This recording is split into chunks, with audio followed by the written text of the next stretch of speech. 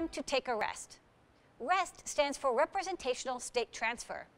It isn't exactly a protocol, it's more like a concept and architectural style that works for IoT, but it's based so heavily on HTTP that the two words are used interchangeably. REST is a well-established standard for transmitting data, and it's very internet-friendly. So if you're online, just about every web service uses REST both internally and externally.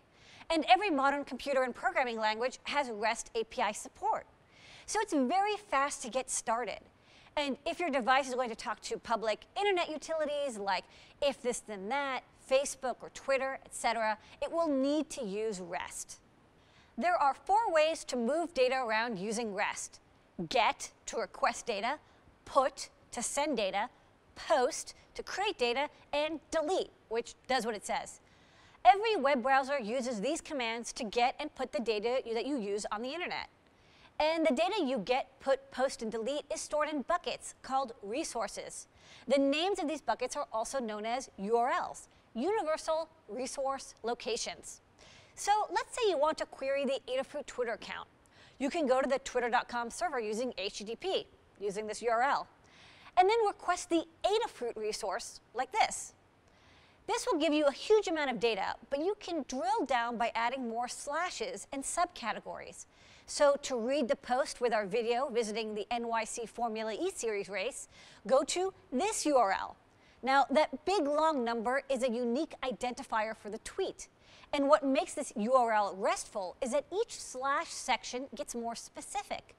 Twitter, then the Adafruit account, then the statuses, and finally the unique status ID. While you could, in theory, parse a web page's HTML via your device through a REST query, it is a hairy and unpleasant business, and it breaks very easily. So, instead, most services provide a REST API, which is simplified and machine-friendly. In those cases, the data is usually transferred via JSON or XML, but still using HTTP. Since we are using HTTP, the connection does not have state. The client connects to the REST API when needed, transferring data to and from the resource, and when it's done, it closes the connection.